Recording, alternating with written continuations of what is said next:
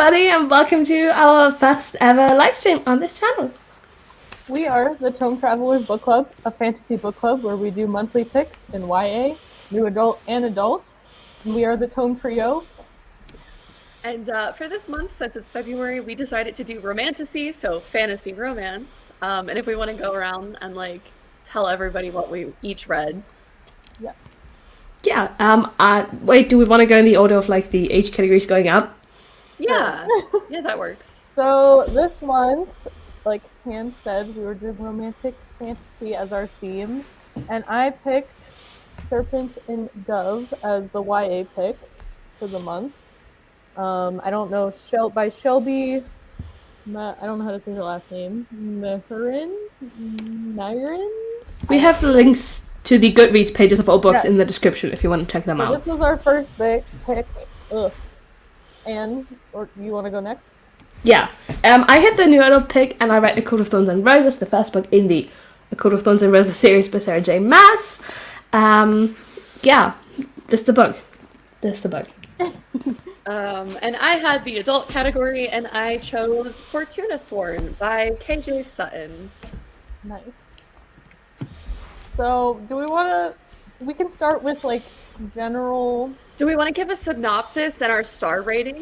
Maybe? Yes. Yeah. General like order? overview of the book before we dive deep into themes and stuff. And also, if you're tuning in, let us know what you read this month, and feel free to contribute to the discussion as we're chatting. Hello, Carly. So, as we're talking, if you have like any hot takes or comments or whatever we're talking about you want to contribute, feel free to shoot a comment, and we will totally discuss with you, because this is a book club and we're here to discuss together.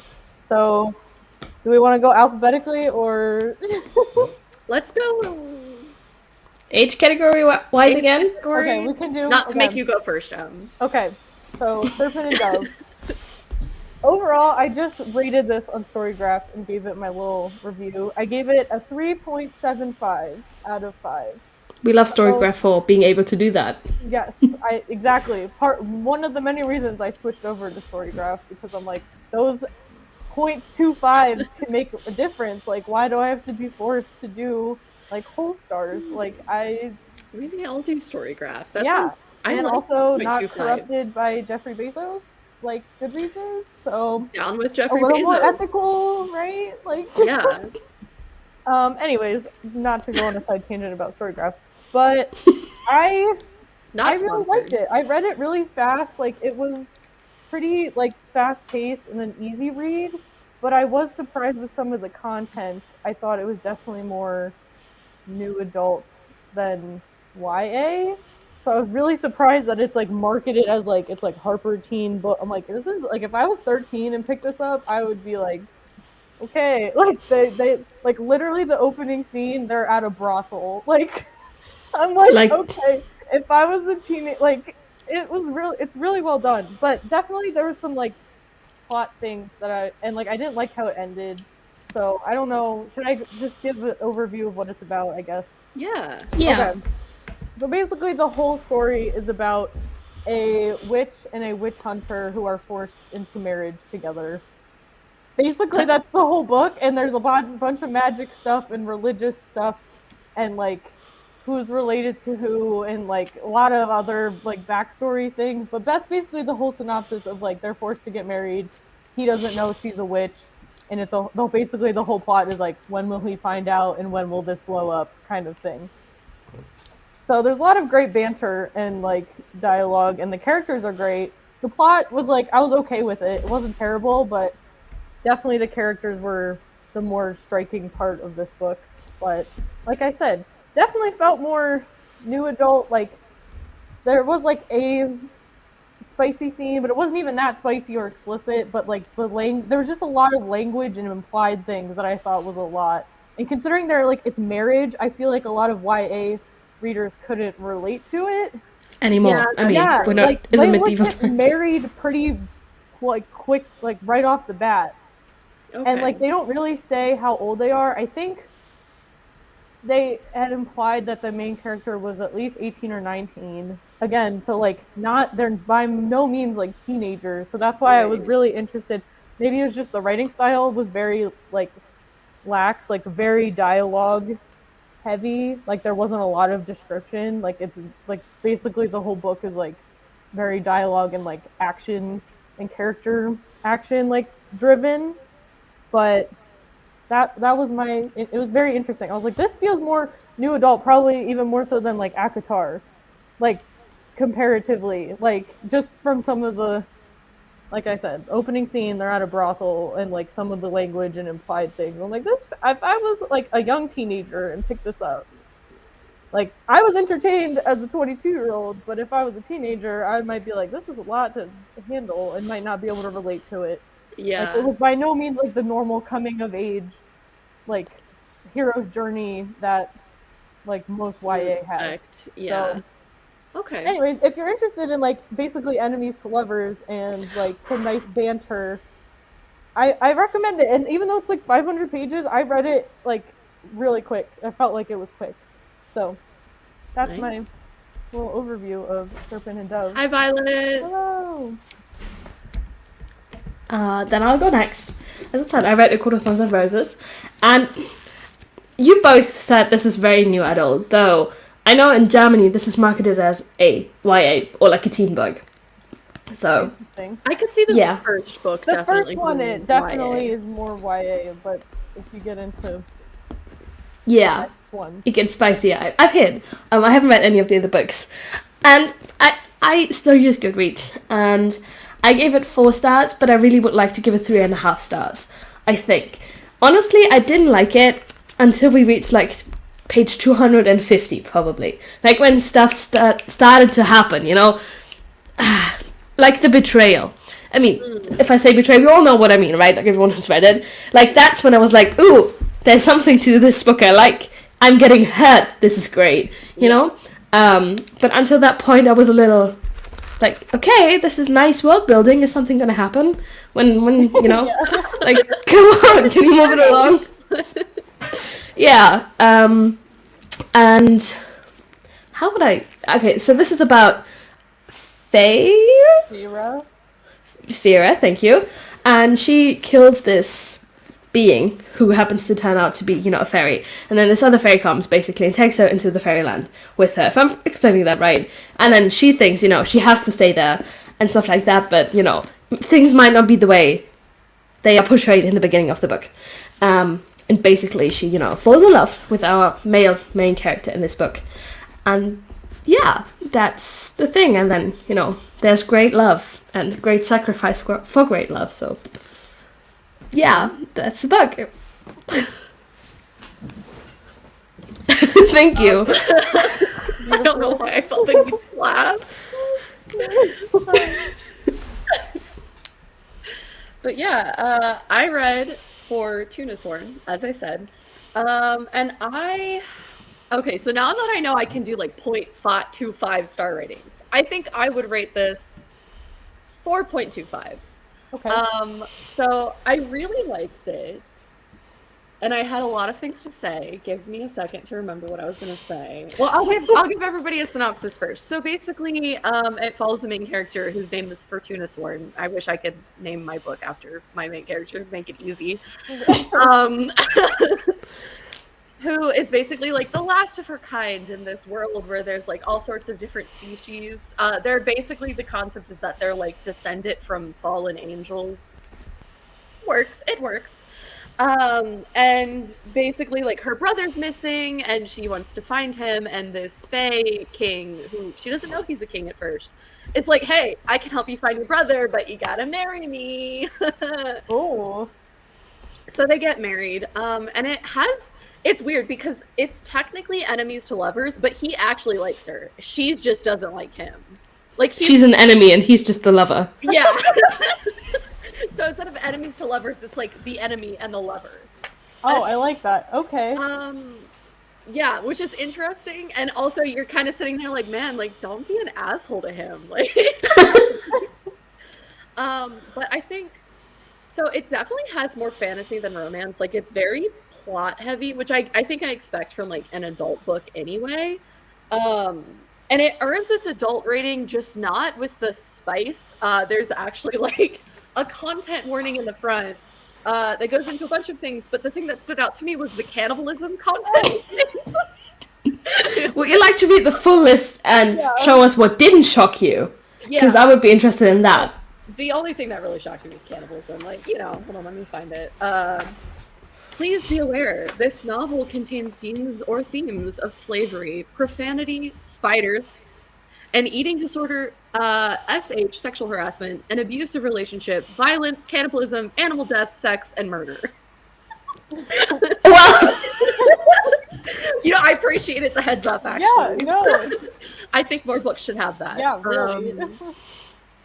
But yeah, it was definitely dark, and the main character is definitely not a hero, which I think again fits the adult theme. She's very much a like great character, and she makes some choices.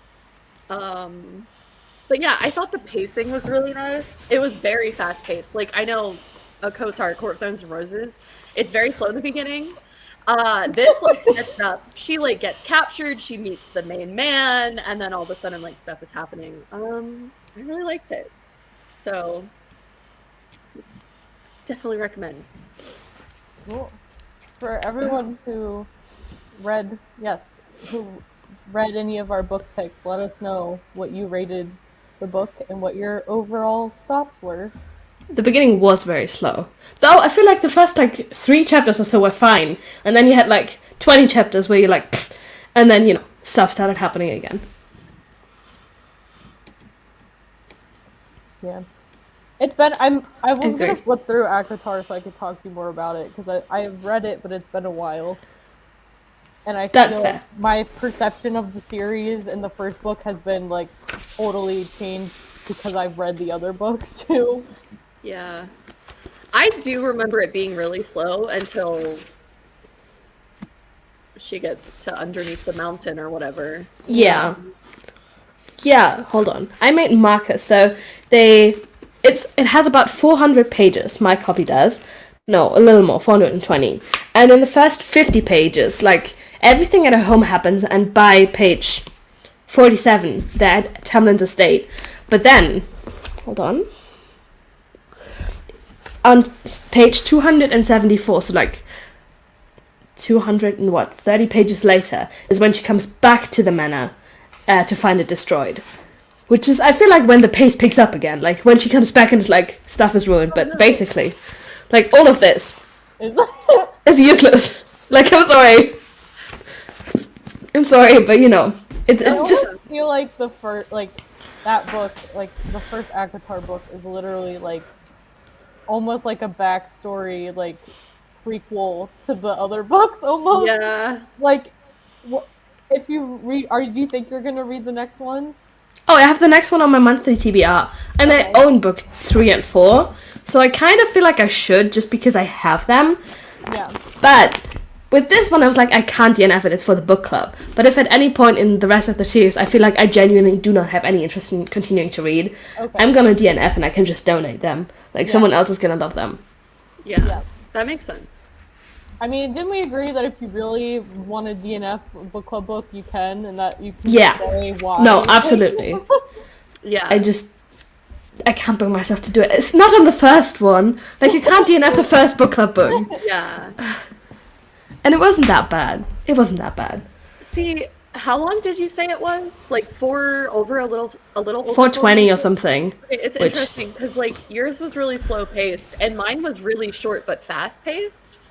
And I feel like ACOTAR would be better if like you cut out that whole big chunk and just made it a prequel that came out after That's what I'm everything saying. and started it, because also I feel like it would be interesting to have her like under the mountain remembering stuff but the reader doesn't know what happened. I think it would be cool. Also, isn't one of the other books in the series that's like seen as the series also just like book 3.5 or something? Like, one of them Yeah. isn't like a full book. Yeah, A Court the of Frost and Starlight. Yeah. I haven't read it. Yeah. But this was your first Sarah J. Maas book, right? And Correct. okay, don't let the like I did not like ACOTAR that much. Like Crescent City is like and Throne of Glass are the two I vibe with more and relate to more. Okay, So you know don't what's- be disheartened by. by the okay, what's interesting is like if we don't look at Crescent City, both A Court of Thorns and Roses and Throne of Glass didn't have strong starts, but got progressively better. Yeah. That's I definitely think Crescent City changed that pattern for her of like not starting out really strong, but yeah. Yeah, that's why I'm scared. I don't know, Han, if your book is your book just a standalone? It's No, it's a actually series. Yeah, Oh, there's okay. 4. Actually, the 4th one literally just came out this year. Do you think you're gonna read more? Okay, so I was.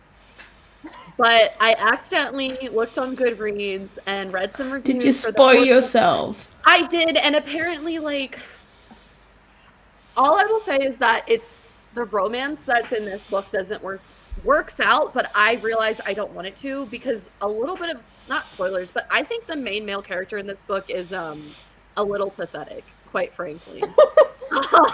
He's just pathetic. Quite frankly, yeah. Okay, And- I feel like that should be our next topic of discussion is like the love interests and our Okay. thoughts on them. Yes, Okay. it should be. But let's catch up on the comments first. Yes. Right. I feel like I have mixed opinions though because I don't ship Tamlin and Alfie, my main character's name I already can't pronounce again. I couldn't understand that romance. It doesn't sound right. No, it doesn't it feel gets- right. It gets worse. I pronounced Like, it as fair for like Say it. That's what my head did. forever. Yeah, that's how I pronounce it in my head. Well, who's gonna tell us we're wrong? It's 3 of us against don't no even one. get me Who's here? started on Rice boy. race. What? Whatever his restand. Rysand, Rysand, Rysan. Right. I hate his name. Her It's name. upsetting. Yeah, that's the other Okay, thing. remember Kale though? Oh my god, we can't go Okay, off I'm of sorry, the wrong roasting off topic. SJM naming. We can't go Okay. on that train. Violet agrees with Carly, yeah. Yeah, I mean, I don't feel like the romance is too bad because I love a romance that had a big betrayal because I feel like there's so much to come back from, right? But also, they're not gonna end up together, so what's the point? What's the point? But also, how much of this is your opinion because you probably had the other books like spoiled for you? I mean, I haven't had anything like specific plot-wise spoiled, just they're not gonna end up together. Right, but that's in a sense like you know That is plot, yeah. See, Yeah. it's interesting because I read it without knowing that they wouldn't end up together, and I loved Tamlin. Same. I thought he I was didn't know, great. and I was like, you know what? Okay. Okay. And then the second book was just a roller coaster. And I was like, ew. I feel like she forgives him too fast in this book.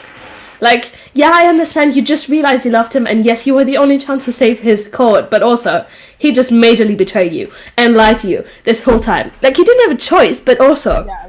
fuck that guy. Like, not literally, but also, literally, you know. Yeah. Yeah. Yeah. It did get See, good and at I'm the end. interested because everyone sort of, at least here, is having the same, like, I almost didn't finish it. So that's why I'm just so surprised that, like, it has gotten so much popularity. Like, out of Yeah. all of Sarah J. Maas's books. Like, Yeah, I why don't did get it. The series, the one that, like, in my opinion, like, took off, because it's very clear that the first one maybe isn't as strong as it could be to pull people in. Well, it has a lot of very common things that people like. It's a longer series, it has smut, it has, you know, a negative emotion attached to your, like, love interest. Whether we see Tamlin, there's the betrayal. Where we see the other guy whose name I'm not going to pronounce. He's Right. kind of like an enemy to lovers trope, right? So, Yeah. like, we love those tropes in the book community, so she just did a lot of things right, even when she didn't, like, So I'm just nail. surprised, like in this detail. many people got past the first book. Yeah. So Yeah. obsessed and you know what I mean? Just based off of in like you and Violet being like, I almost DNF'd it if it weren't for book club. Like, It's true. Maybe Yeah. some people like the slow plot. Like, I think everybody tends to have their own. true. And if you're not used to fantasy too, it might be easier to like Delve into it Dive versus in. like Like, I know this we is, joke like, about hit the ground running. Like no, Yeah, like there's this no too. info dumping. It's learn as you go, and I loved Yeah. it. I was like, I love that. because I hate info dumping. I'm like, I don't need to know all, like. the year 1317 the swords were struck. Yeah, I don't like it. I don't care. I need you to narrate my book with that voice. Okay, I will. Oh, you're like the third person I'm telling to narrate my book. You're gonna have to fight, like fight to death.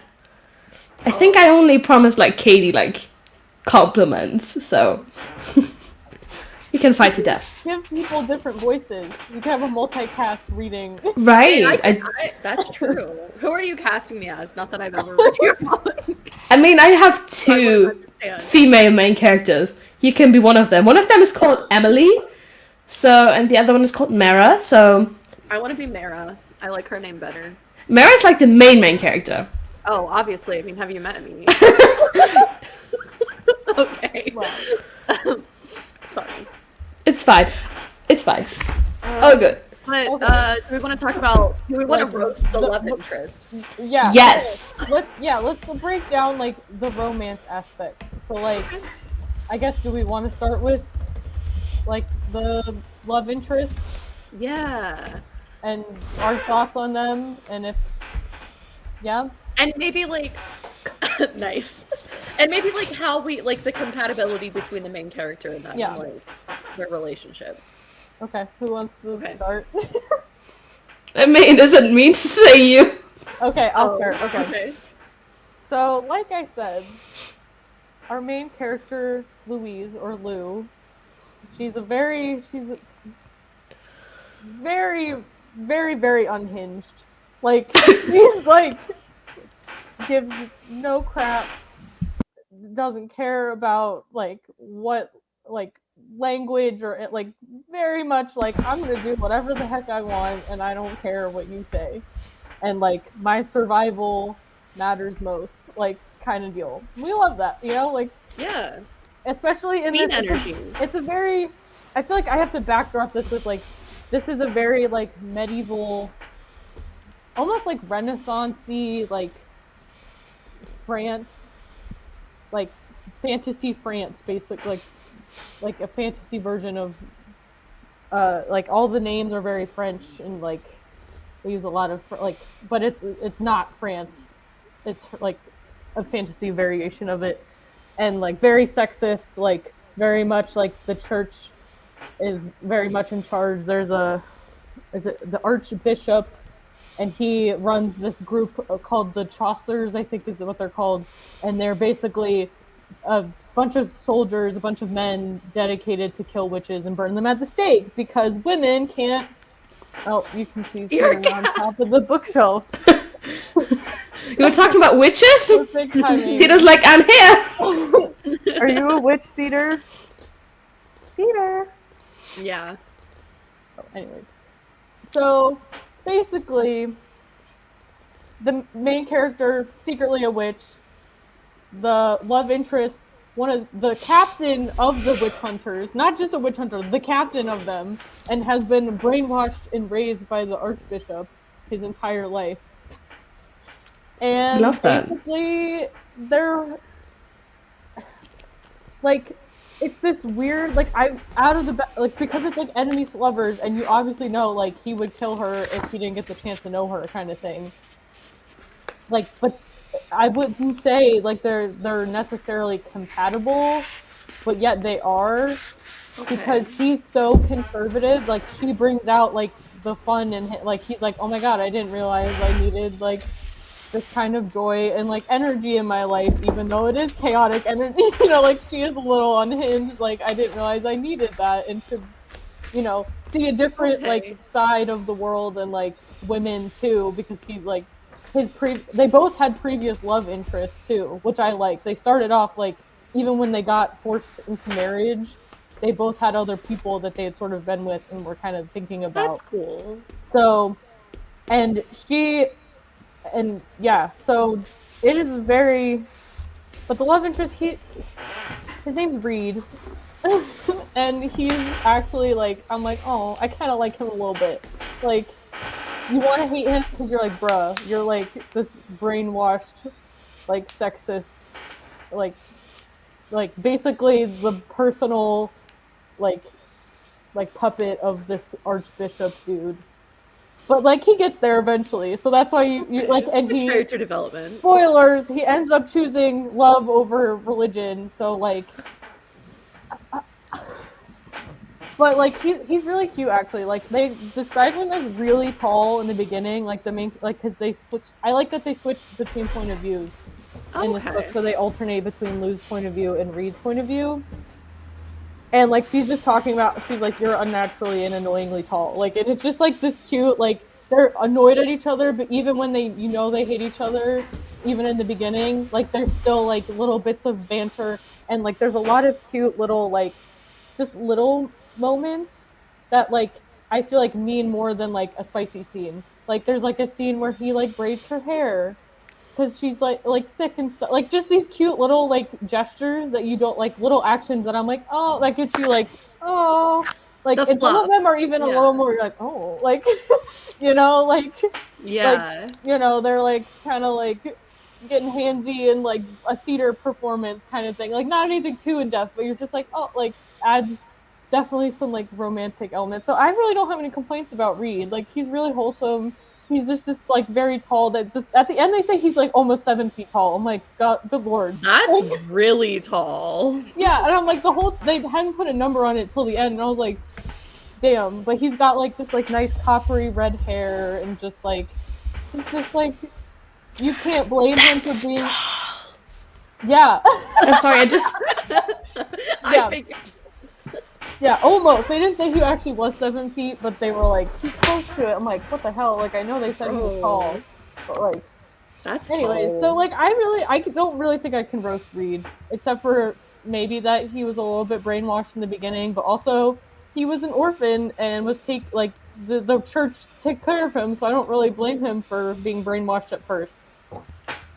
That's my only complaint, and otherwise he's pretty wholesome. Also, I will say, I did like this too, that he was a virgin and she was not, and it was, so there was like she was the one like, let me show you the ropes, boy. Like, and it was That's very fun. I appreciated that. Like usually I feel like it's like the inexperienced girl and like the very experienced guy, but he was Sorry. like so wholesome and almost awkward. But she was like, I got you, boo. Like, and it was just very, I don't know, like.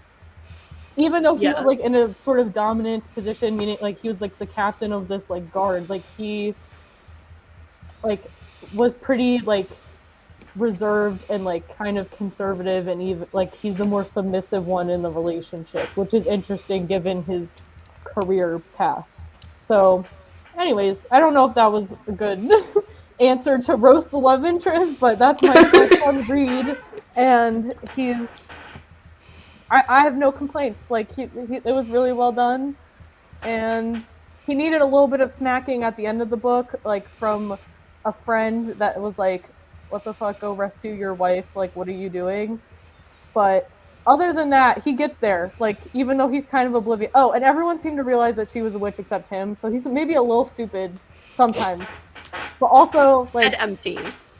but like, not, they don't portray him as that stupid. But like, you're also like, bruh, how can you not suspect this? Okay. Also, he's very much of the mindset of like, she would be that, like, why would she be that stupid to literally marry a witch, like, you like be that obvious? Right. So anyways, that's the only thing, is like maybe a little bit oblivious, but like in a wholesome kind of way. Okay. And like he makes up for it in like character and yeah. Makes sense. yeah. I think there's a comment from Caitlin, but I can't see it in StreamYard. Hi Caitlin. Hi. Hi. Thanks for stopping in. Yeah. There is spoilers, so if you do plan on reading any of them, I would kindly ask you to leave so we don't ruin it for you. I know, I'm like, I surprised that feel you like I'm stopped by. ruining the whole book right now. I'm so intrigued by the book now, like so much more than I was before. It's really good. Like, I'm scared because there's a second and a third one, and everyone's like, the second, like, there was so much potential, and then it just, like, was, the second and third books were just Blood trash. and Honey is one of them called Blood and Honey. Blood and Honey is the second one, so I'm kind of scared. I have the second one, but I'm like, do I? But it does leave on a cliffhanger. It's not that intriguing of a cliffhanger. Like, I kind of hated how it ended, but that's just me. That's fair. You can, if you want to go and roast your love interest. I marked some quotes, so that's why I'm like going. Same. remind myself if there's anything else I wanted to add, but you can go ahead. So I think technically there's 3 love interests in this book. There's the guy, the human guy. Isaac, is it? I think? Is it? Maybe it's not Isaac. Yeah. And, like, he's her love interest in the, like, before, like, yeah, they used to, like, do it, but, you know, kind of not on a serious note.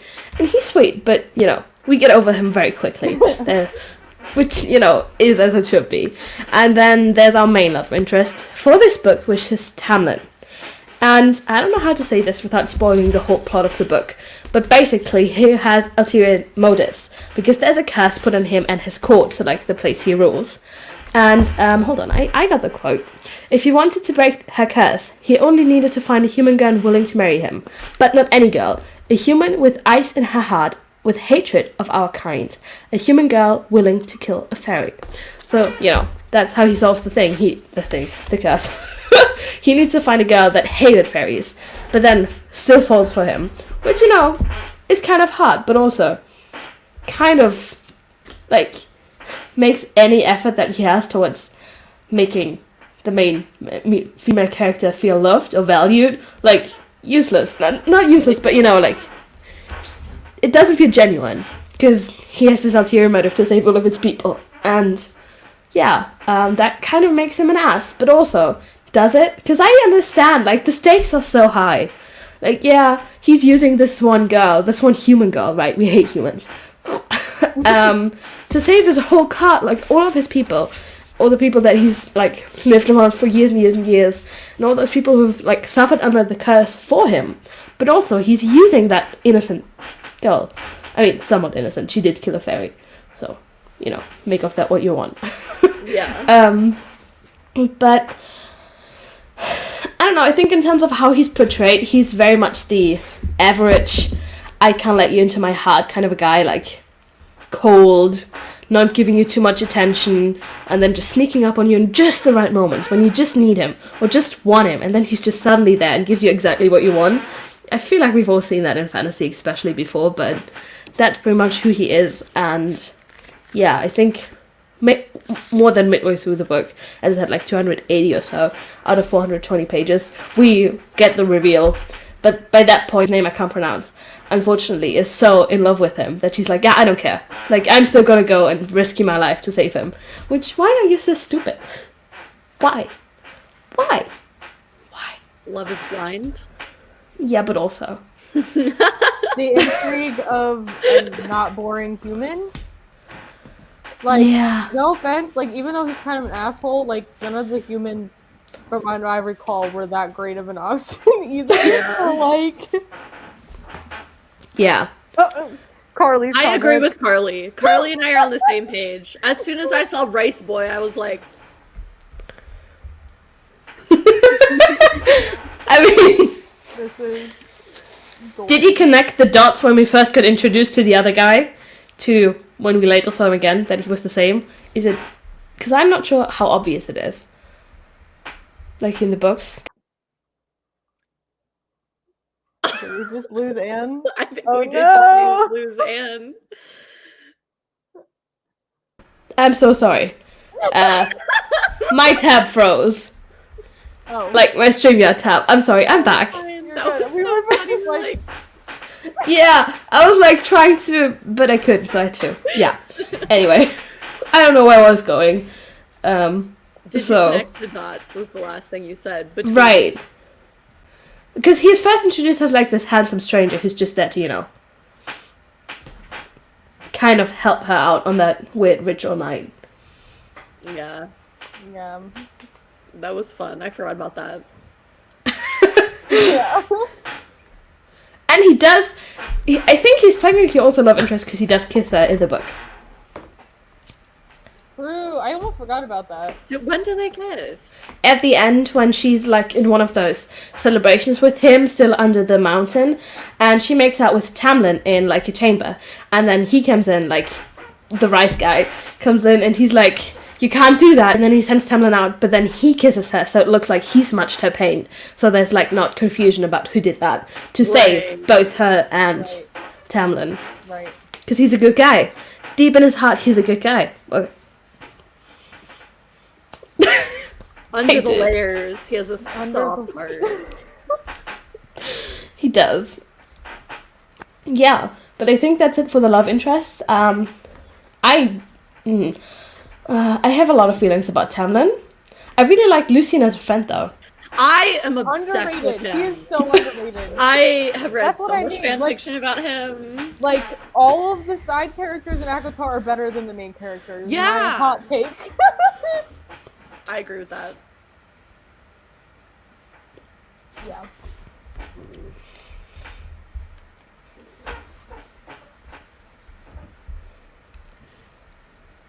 Yeah, that makes sense.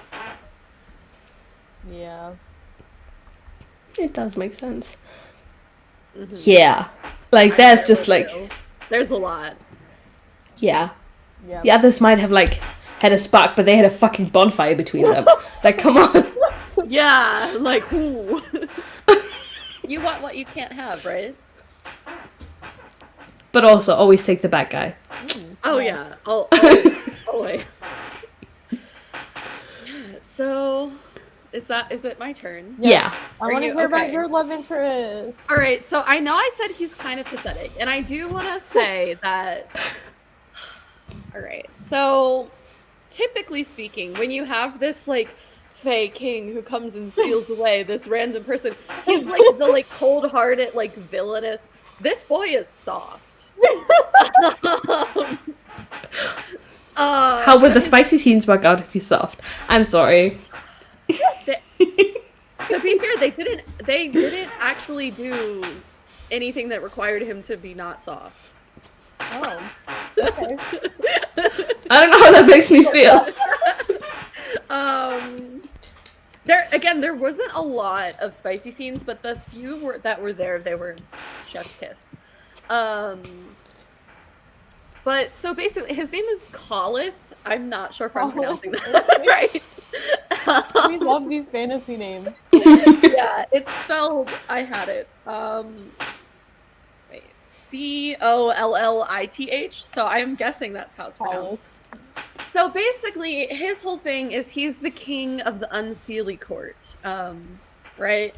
And he, we never actually learn why he needs or wants her as his lover. It's a little confusing. We never learn what his motivations are for being like, hey, I'll help you in exchange for you marrying me. And he does at some point, I wish I had the direct quote, say like, but I wanted you. Like he gives her this like, kind of like bullshit reasoning, and then he's like, but also I wanted you. And it's like, okay, but why? Because she honestly messes things up for him. So basically his whole thing is that he wants to change his court because they're horrible and they enslave humans and they do really fucked up shit. But he's like, I can't rule by fear. I've seen rulers rule by fear, and I need to abide by the law and to have my people respect me.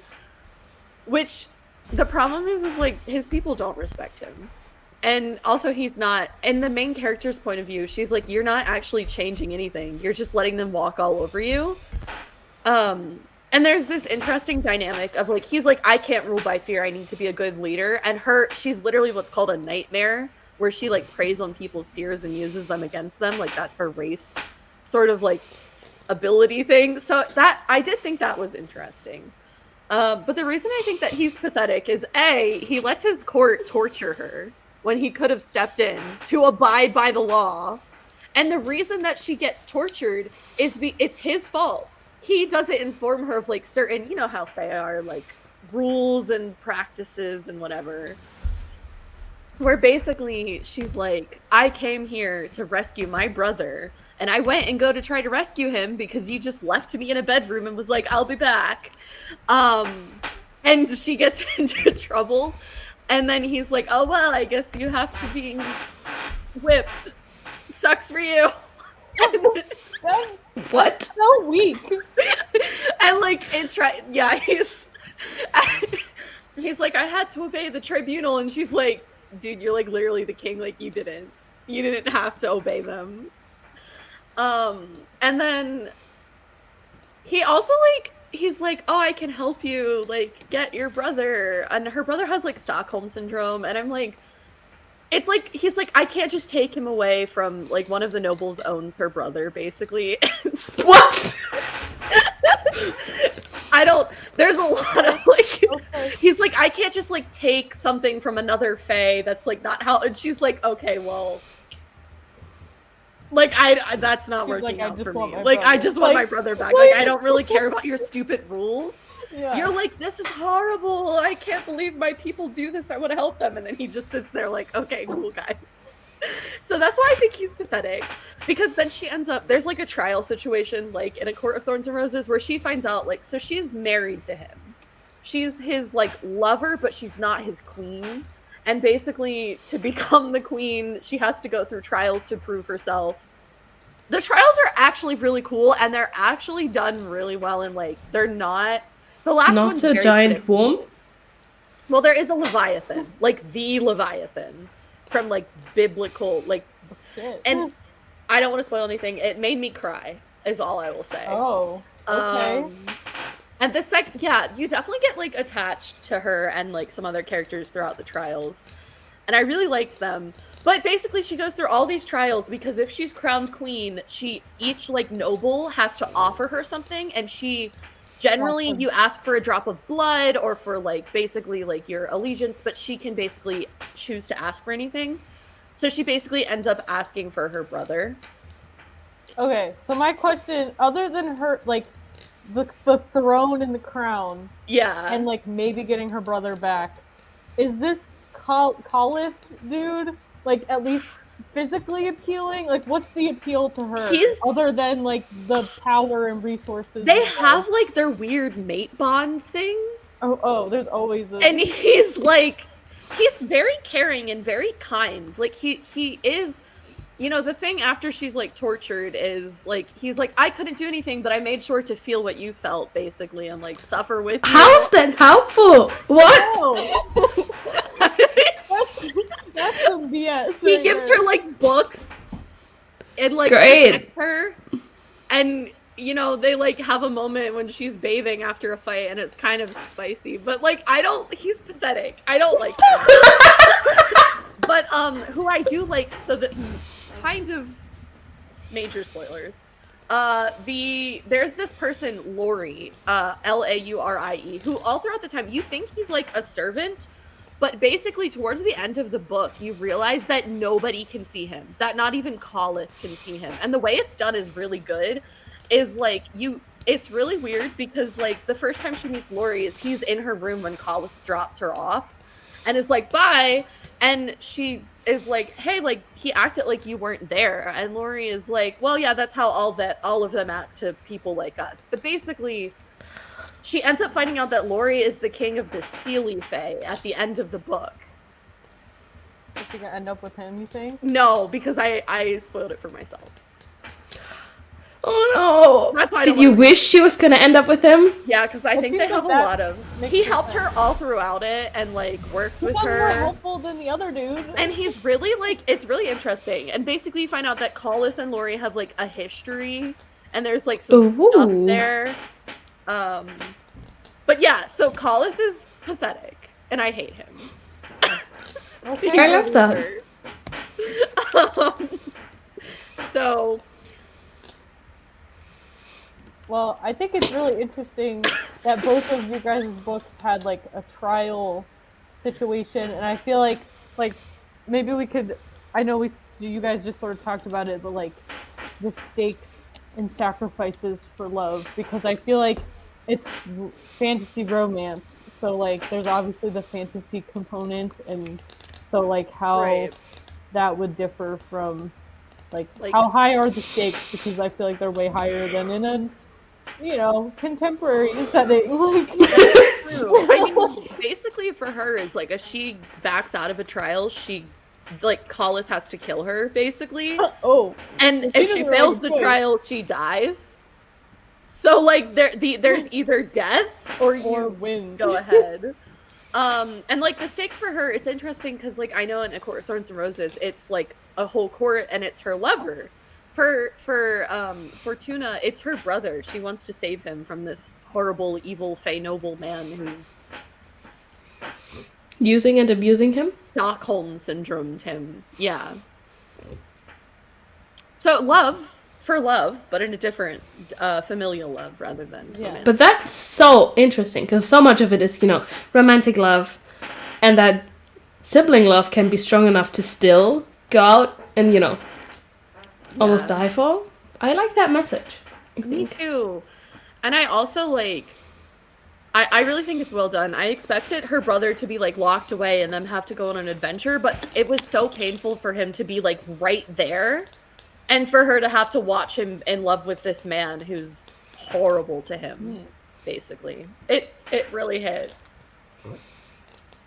Yeah. I don't know, I feel like the situation was rather similar, like, more, obviously, because there was a whole court, not just her lover, but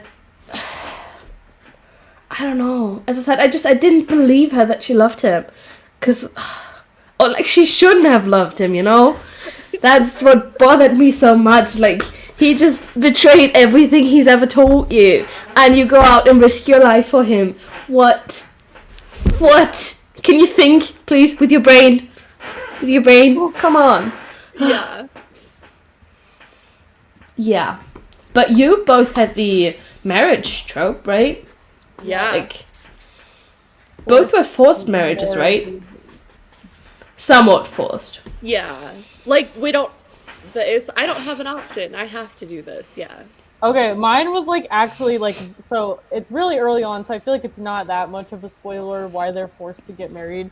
So basically, like, obviously he doesn't know she's a witch. Like, she hides it very well. And that's a whole other theme in this, which is really interesting. How, like, magic has a smell. So, like, if you're, like, conjuring magic or doing any kind of magic, there's a smell associated with it. And since he's a witch hunter, he knows the smell. So, like, she can't, like, do any kind of magic unless it's, like, finds interesting ways to, like, cover it up, basically. So he doesn't. Magic also smells like metal in here, doesn't it? Does it? I think that's also a thing. Yeah. I forgot about that.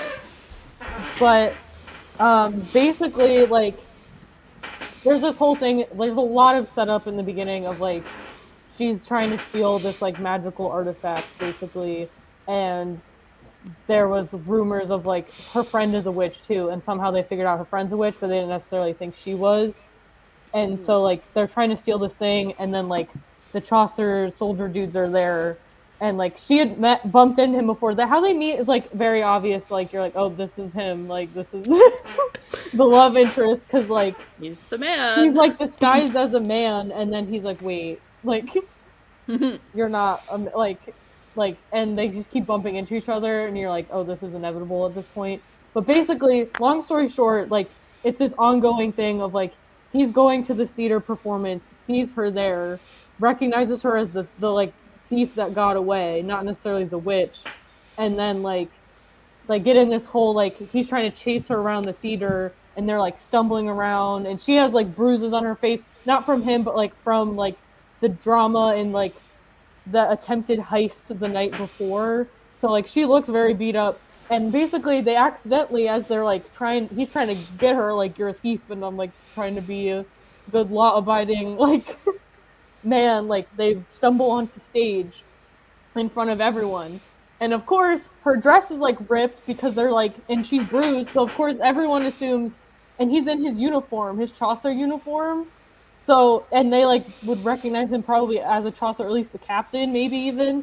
So, basically, the assumption is, oh shit, like, this Chaucer took advantage of her because it looks like he was trying to, like, her dress was ripped, she was bloodied and bruised, right? So, like, everyone, like, in the theater is like, did that, like, this dude, this, like, who's supposed to be, like, a religious protector is doing this sketchy thing, like, so basically, like, the Archbishop was there, and he was like, here's how we resolve this, y'all. Like, the only way how to resolve this is, like, you were a husband disciplining your wife, and forces, like, basically, yeah, that's basically why they, and then she, and, like, basically he's like, either you go to jail, and you both go to jail. Why would she go to jail? Because she's a thief. Oh, right. My bad. I already forgot about that. So, like, wait, what? So, like, they would both go to jail, or they had to marry each other and, like, play up to this ruse. So she's basically like, you know what? I guess this is like she's very much like in the moment, like whatever can keep me surviving like the next couple of days, like whatever can help me survive just this little bit longer, and I'll figure it out from there. So she's in it for her own personal benefit, which I think is really interesting because it sounds like both of your characters were like doing all these trials and like sacrifices for like their loved ones, which she does eventually like do a lot for him, but like she's doing this for herself to protect herself, which is really interesting. And he's also doing it for his self-interest and to protect himself and his title too. And it's this very interesting dynamic of like they're both like in it for themselves, but then they still somehow get like protective. Like I was flipping through, he's very protective. It's very wholesome. Like even though he's very like subdued and submissive compared to her, like he's still very protective, but he's also very like respectful too. Like there's a lot of tension between them, and like throughout the whole book he's like, I won't touch you unless you ask me to, kind of thing, like unless you like consent to it. And it's like all this tension, and she's like so tempted to, you know, like it's very well done. Like That's cute. Yeah, but you're like, it's cute, but also there's like, it's not spicy per se, but like there's a little bit of like heat to it. You're like, ooh, like like just there's some of their dialogue and little things. So anyways, it's just very interesting that like your characters seem to have more of like sacrifice, Selfless, either for the like what they're being like he was being more selfless than her. Like he was genuinely like, okay, like I will be a good husband to you, and like, you know, not do any, like it was a whole thing. But she was like being very like, but they eventually got there where they both were like, just kidding, I kind of like you, and now I'm risking everything and my whole identity like for you. Okay, that's cute. So pretty good. Like I feel like you guys might like this. So I'm trying to see if there's anything else. Do we have any other specific questions or topics that you guys wanted to bring up?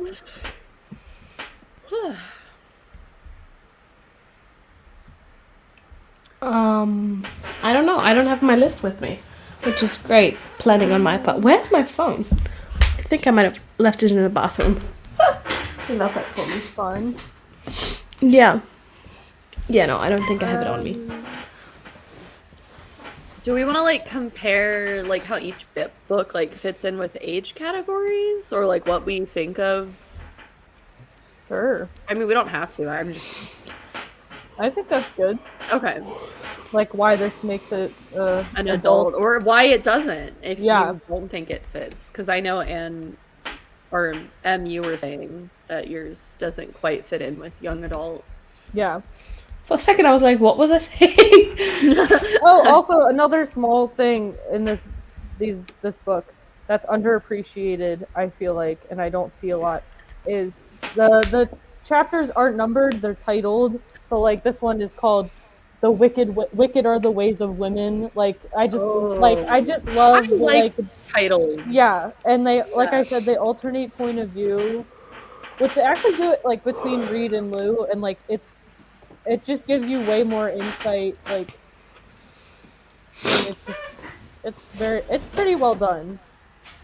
Oh, also another side thing, why I can't complain about Reed, and this is something that I've never seen in a fantasy or fantasy romance before.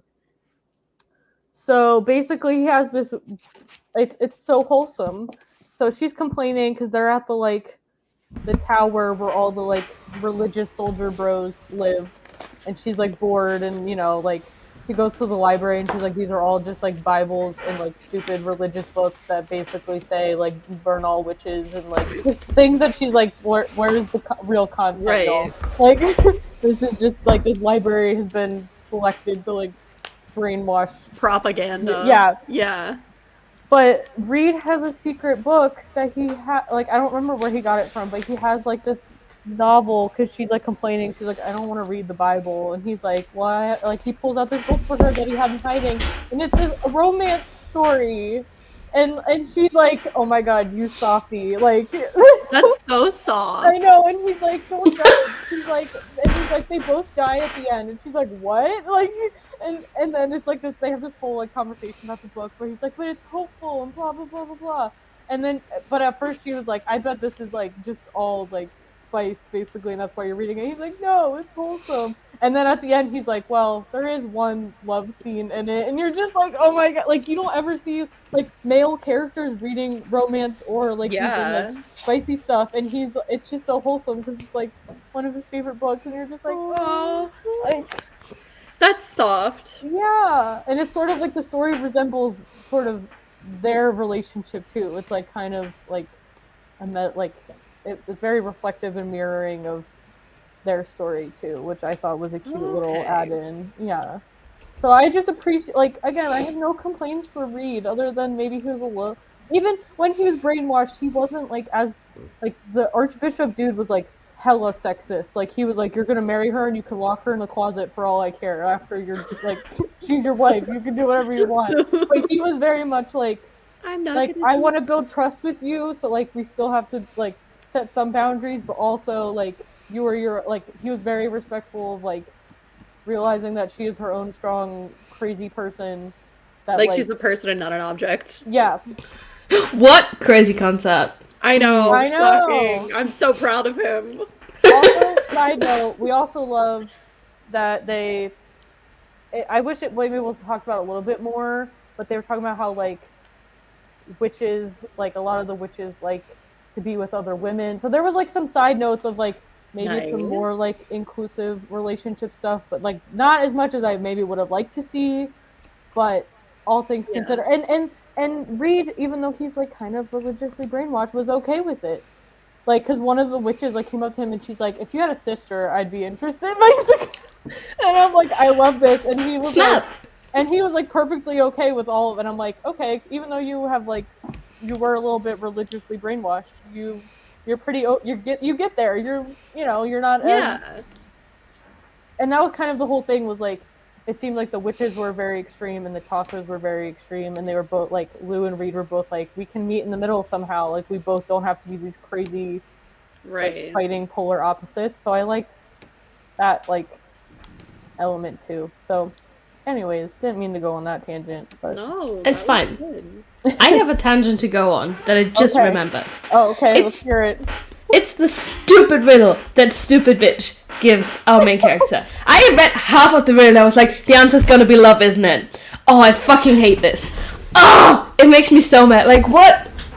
I don't even know why it makes me mad, except that it's stupid. Like, it's so stupid. And it's so obvious. And I just... she couldn't have come up with something better? Like, come on. Yeah. What? Yeah. I'm like, Michael's riddles are better. Even my fucking riddles are better. I know you haven't seen them yet, but there's gonna be one on the 7th, on the first 3 now stream I'm hosting, and even my fucking riddles are better than that shit. Like, is anyone in the world that didn't see that coming? Especially after reading, her going there to help her love and stuff like that. Like, I mean, yeah, it was very obvious. Like, yeah, but obvious can still be done well, right? Like, I read the Inheritance games, book 1 and 2, and I gave both of them 5 stars because they were amazing. And some of these things you see coming from a mile away and you're like, oh yeah, this makes sense. But this you see coming and you're like, what the fuck? Like, I don't know. I just have a lot of irrational anger, I guess. That's how I felt with this book, was like, there was a lot of obvious shit. Like, it was very obvious, like, oh, he's gonna find out and it's not gonna be from her and it's gonna break their trust, kind of, you know what I mean? But, like, it's still enjoyable, and, like, the banter and the characters, like, it still make it, like, really interesting, I think. Like, even though there was a lot of stuff where, like, none of it was that surprising. There was a few, like, minor things where you find out certain people are related to other people, and you're like, okay, that's a little weird, and I didn't really put that together, but there wasn't anything, like, super, like, oh my god, I didn't see that coming at all. Like, it was all, but, like, that also made it easy and enjoyable to read at the same time. You're like, okay, I can kind of predict these things happening, but it's, like, how the characters deal with it, and, like, the banter. The dialogue in this is so good. Like, that's what made it. Like, the plot was but, like, it was okay, but, like, the characters was good. Something I do want to mention that I really liked is I think in a lot of fantasy romance, it's very like whitewashed, very like European medieval energy. And something like it was so subtle, but something that I really liked was like when she first was brought to this unseelie court, she noticed that there were so many cultures represented, like people that even had like almost Mayan style clothing, and she ends up asking Khalith, hey, like there's so many cultures represented here, and he's like, oh yeah, like a lot of people, like, you know, since the like we fell from the heavens, like their ancestors like mingled with humans, and so they represent their culture in different parts of the court, so you don't just have like, oh, we're all English but fantasy. And she goes into detail about some people's different types of outfits, and like I just thought it was like a very subtle thing to do, but it was like very, very well done, that I liked, and I thought it was cool. But yeah. And then, okay, I said I wasn't going to spoil it. So spoilers for the trials in this book. Leave if you don't want to hear them. But so basically, like, you know how in A Court of Thorns and Roses, Feyre, whatever her name is, fights the worm or whatever, the Midgardian worm or whatever it's called? Yeah, that thing. Fortuna fights, like, the Leviathan, but it's really cool because it's not just, like, basically, she doesn't end up, like, actually physically fighting it, and she can see people's fears, and so she's like, oh, I'm gonna touch it and use its fear against it, and basically, but she ends up realizing it's living its fear. It's locked in this cage, and it can't get out, and it's used for, like, sport, basically. So instead of giving it its fear, she gives it the opposite and makes it see, like, freedom and, like, the open air in the sky, and then she still has to kill it, and it's heartbreaking. Oh, because she basically shows it the sky in the open air, and it slams itself into the wall over and over and over again. What? Yeah, it was painful. I cried. I was like, oh my god. I would have cried. It was bad. Oh no! Like, because, like, her power only works on people with a consciousness like a human. She can't use it on animals. So you know that, like, this is a sentient, like, intelligent being. Oh my god. It broke me. Oh, I really wanted to read that book, but now I'm like, do I need that emotional damage? No, like, do I need it? That and the ending where her brother, so basically, like, in the beginning, she tells her brother, this is my oath to you. I will do whatever I can to set you free. And in the end, his last words to her are, this is my oath to you. I will hate you forever. It hurts. What? Yeah. Emotional damage. Yeah. For the next show, we need to put that TikTok, like, music in StreamYard so we can click on it when we talk about it. Yeah. Oh my god. So spoilers. But it's painful. Yeah, I'm like, there's like one line like that in this book. I don't want to spoil it, but it's like at the end where like Reed says something to her that he doesn't really mean, but in the moment you're like it's yeah. So, but it's not that intense. Yeah. But I am so curious where the cannibals play in. All right. I mean, if you want to know. No, I was just and No, maybe you could talk no. about why this book is like adult and not like cannibalism. No, I think it's adult because, like, there's themes of, like, her brother's basically in a relationship where he's being sexually assaulted and manipulated and, like, physically, mentally, emotionally abused. It does go into some detail. Yikes. She, like, at the beginning is captured, and there's definitely, like, her captors are definitely making comments of, like, it's also just, like, torture. Like, I don't think 13-year-olds and 15-year-olds want to read about somebody being tied to a tree and whipped to the point where, like, there's not a lot left of her back. Do you remember Pirates of the Caribbean? Will was like whipped. That broke me. Yeah. I only saw, like, half of the first movie. Like, I didn't. That's enough to be converted, though. Like, Keira Knightley did her job. Very well. I'm sorry. Please keep going. Not me bringing up Pirates of the Caribbean at any point. But yeah, I think it was the violence, the the references to like sexual harassment and assault, and just like, yeah, it was, they're heavy topics too, of like her seeing other humans who are like, and I guess she's not human, but like people who aren't Fae who are enslaved, and like, it's, yeah, it's rough. Yeah, there was some stuff like that in this book, which is why, again, I'm gonna be like, why is this labeled a teen book? Right. Cause like I said before, opening scene, literally in a brothel. Literally, like, I don't know. And basically, they find out later in the book, too, that the church has been, like, basically, like, experimenting on magic people and stuff. And there's a lot of, there's a guy that's been, like, basically been experimented on and so mentally, like, traumatized that he keeps trying to, like, off himself. Like, there's just a lot. I'm like, okay. Like, and like they don't go super graphic. Like I said, this is very like a dialogue and action driven book, and not so much like they go into detail, but there's enough detail where I'm like, I would almost say this is new adult, like not necessarily for like the spice per se, but because of like similar to your book, like there's a lot of other stuff that I was surprised to see. And even just like the in some of their conversations around like religion and like different, like there's just a lot to like unpack. Like I don't think it's quite as heavy as your book hand, but like there's definitely a lot that I was surprised that I'm like, this is why like Yeah. I'm an adult reading this, and like it felt like up to speed for something that like would be age appropriate for me, but maybe not like, God forbid, a 13-year-old. Like I don't know. I get that. Where it's like, but maybe they could get away with reading it because it's like there is a lot of more implied than like actual explicit stuff. Yeah. So on all fronts, like not like violence and like there's some violence. There's these guys that like are continually harassing the main character, and like there's I don't know. Yeah. Like I mean, it's interesting. All the characters are adult too. Like they feel adult. They all like there's no children in this. So that's why I'm like, the main character is not even like young. And, like she's at least 18 or 19, I think, if not older. Like they don't give explicit ages, but I'm like, this dude is old enough to be the captain of the Chaucer. Like, right? Yeah.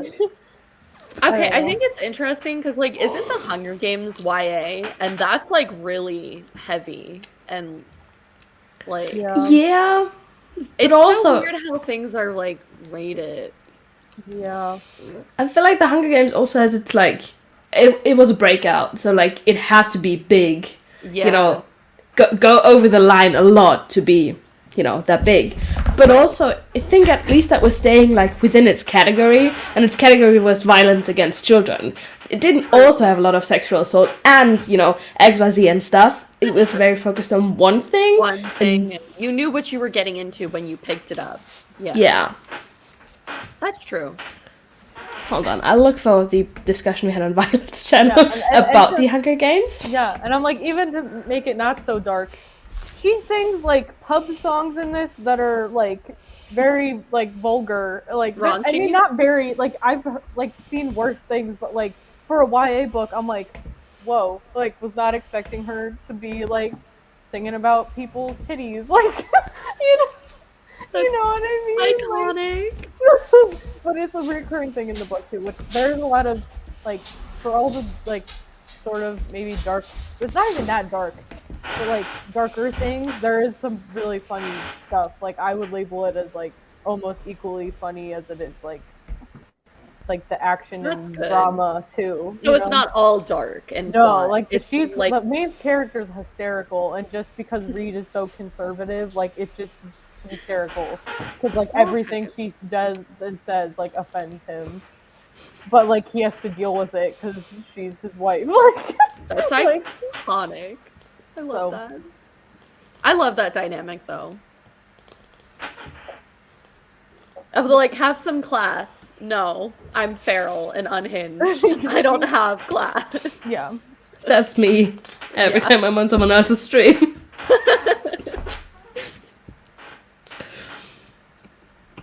Yeah, but hearing both of you speak about your books and, you know, my book, which you've both read, I feel like they're all, like, reasonably close in terms of, you know, how, like... I know they're all 3 different age categories, but they don't feel like 3 different age categories from everything that's been discussed. Like, they feel closer than that. I would say mine is very much not at all YA. Like, there's no way you could be like, oh, it couldn't know. Like, I don't think children should be reading it. Yeah. Cannibalism. Yeah, I mean, also, I read stuff like that, but it doesn't mean I should have, you know? Yeah. Well, and that's my thing with this book too, is like, even though it's maybe doesn't have as much explicit stuff, so a younger person or younger teenager could get away with reading it, it doesn't mean they'd enjoy it either. Like the whole point of like the marriage and just like the main things of the storyline, like I feel like if I was in high school, I wouldn't be able to relate to it. Yeah. What do you mean you weren't forced into marriage when you were 17? What? Yeah. Yeah, hang on. No, but they've both lived very full lives too. Like it's not even like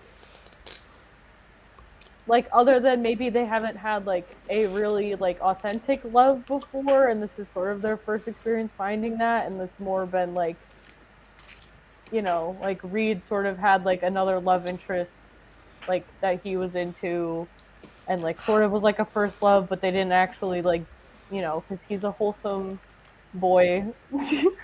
Not a rice boy, a wholesome boy. Yeah, nothing other than kissing was done, you know. Okay. And then very like leave room for Jesus type of yes. man. Yes, All like right. My focus is on my work and my duty, not distractions. Like okay.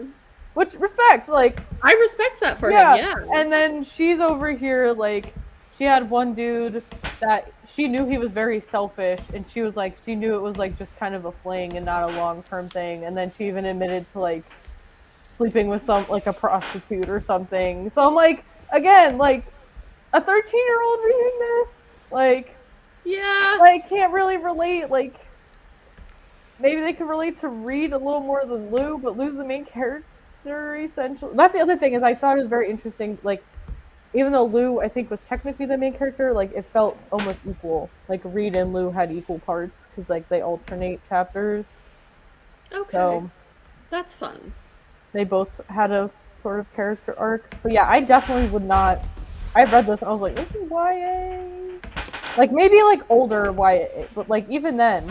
Like, I didn't 16, help... 15, 16? Even then, I'm like, I just came off of reading... It doesn't help. I just came off of reading Shadow and Bone, that trilogy, which is YA. And, like, that has some darker themes to it and violence, like, some violence. But it's really not, like... That felt YA. Okay.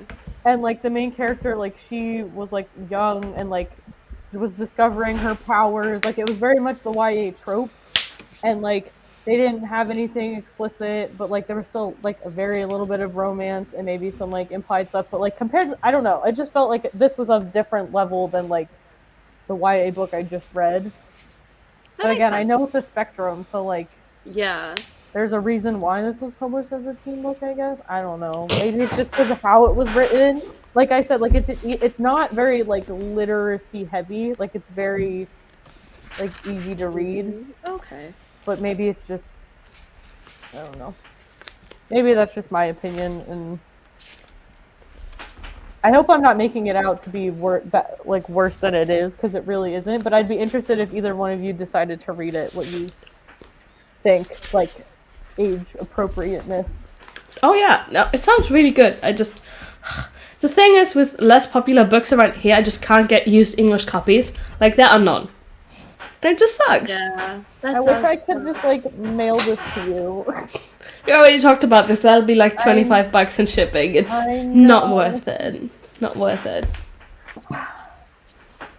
But if you can't find it, no. I'll just buy a new copy. It's fine. Save eventually. But did we discuss everything we wanted to discuss? I feel I like can't think of anything else. I feel like we hit all the good points of like Yeah. the themes and I think that was a what productive we liked and discussion. disliked. I know, and I'm like, I'm This is interested. fun. I'm like your discussion and like was bringing back memories and feelings from when I read ACOTAR. Now I'm like, do I need to reread it? Because I haven't I know everyone says like the first book hits different after you've read the other ones. Like you're like, wait, like I can just read you all the plot points I marked. That'll give you a short review of the book. but Okay. But yeah. if that concludes February's discussion, Oh wow. we can do a quick promo for next month. Yeah, I don't know what book I'm reading. Hold on, no, I do. I know I what do. books you're all reading. Well, I don't remember what book I I'm can reading yet. promo it. But You recommended it to me. For March, the theme for March is, it's a very loose theme. It's Mulan tropes and retellings. So basically any books that have a woman disguised as a man, or just women and queens in disguise, essentially. So the YA pick is, I can't remember the author names, but it's on our Instagram. The YA pick is a book called Defy. I think it's by Sarah Larson.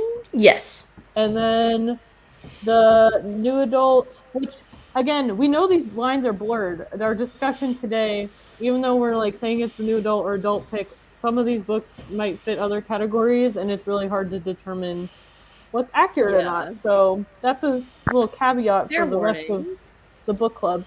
But the new adult book is She Who Became the Sun, and then our adult book is A Darker Shade of Magic. Yeah? Yes. Got it? Cool. Yes. So if you're any of those sound interesting to you, or you're into girls in disguise.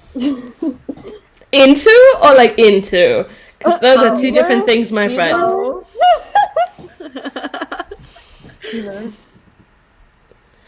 I'm so happy that you're always picking my books. I really did like A Darker Shade of Magic. I might have to read it. It's a series as well, right? Like, did you read all the books in the series? No, I have a really bad habit of only reading the first book and then just being like, I don't really care about the other books. I hate that for you. But that's how I feel about this, though. As much as I really like this first one, I'm like, I don't know about the I'm just gonna like donate this and let it go. Will you donate it to me? Yeah, I'll send it to you. I'm kidding. No, it's shipping. Wait, Hannah, we could mail both of our books to Anne and split the shipping. We could. We should have a discussion about this. You shouldn't just send me stuff. The shipping's expensive. I don't care. We'll talk offline. We'll talk. Okay. Yes. Yeah, offline. Or yeah. I'd have to talk online. Like backstage. We can't ship ourselves. That would be more expensive, actually. Yeah. Yeah. Yeah. Yeah. Anyway, that's probably the end of the discussion. Yeah. Thank you so much for tuning in and listening to us. Next month's discussion is on, I think, the same day. Yeah, the 25th. Last Friday. Oh, Michael. Hi, bestie. How you doing? We were just about to end this thing. Yeah. Join us for, this is everyone who's lurking. Join us next month. Read a book. On March 25th. Or if you find another book that follows the trope or theme too. Yeah. That works too, and we can talk about it. So yeah, we're also absolutely open to, discussion points if you have any. This was our first time doing it. Maybe we're gonna do a little more next time, in terms of actual point by point, but we're not sure, we're just seeing what works. If you have anything you want to talk about, let us know. We can do that. Say it in the Discord. Yeah. It's called the Tome Travelers Tavern, so you can talk to all the other book clubbers or discuss the books. Yes, so it's linked down below. Yes, so please join us. We'll try to be more chatty. I kept forgetting to I know. talk about it, and I didn't know how many other people were actually. I feel like more people were reading ACOTAR than my book. So yeah, same. Oh no, that's the motto of my life, my friend. Anyway, we're gonna go now. Yes, join us next month, please. Thanks so much for hanging out with us. Are we gonna wave now? Are we waving? Bye. Wait, this one.